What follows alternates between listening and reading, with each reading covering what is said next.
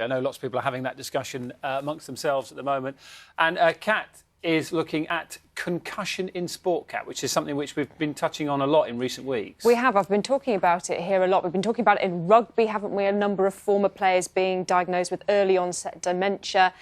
In football, a number of the 1966 World Cup winning side also diagnosed with dementia. So a lot of focus on the issue at the moment in sport. And there could be a big change ahead as well in football, because trials of concussion substitutes are set to be approved later by football's lawmakers, the IFAB. From next month, we're likely to see players subbed after a clash of heads. The talk's taking place today. So let's find out more about this from Dr. Willie Stewart, who's been researching the possible link between degenerative brain disease and football. Dr. Willie Stewart, thank you so much for sharing your expertise with us this morning. Your findings have thrown up some pretty stark statistics, haven't they, about the risks to football players? What have you found? Yeah, we looked at a study which we published last year on the health outcomes in 8,000 former professional footballers, comparing them to 23,000 people born in the same year and coming from the same area as those footballers. And we found that our footballers were dying of degenerative brain disease 3.5 times higher rate than we'd expect. And that ranged from a doubling of Parkinson's disease through to a 5-fold increase in Alzheimer's disease. So what do you make of these proposals then to introduce concussion substitutes? So if a player gets a head injury, they can be permanently substituted even if a team has already used all the substitutes that it was allowed to from the bench. Do you think that these measures go far enough?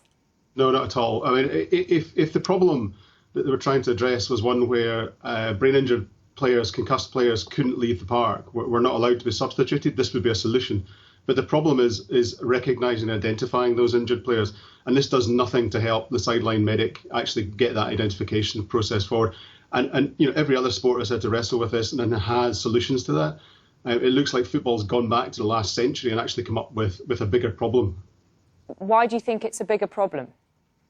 Because what they're doing is, I understand that what they're saying is that while the player is being checked to see whether they may need to come off or not, that player can be taken off and assessed for 10 minutes, but there's no substitute to go on. So in fact, what they're doing is applying more pressure to the medic by having the team play a man down or woman down while this player is assessed. What they should do, is, as every other sport has done, is put a temporary substitute on in that place.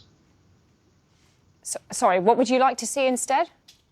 A temporary substitute go on in place. So while the player is being off to be assessed, a temporary substitute goes on, just like they do in rugby with the head injury assessment.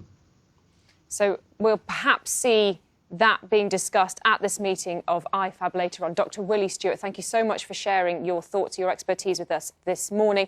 That discussion taking place later on today. So football at least addressing the issue, but our expert there saying it doesn't quite go far enough. Thank you for that, Kat. Thank you.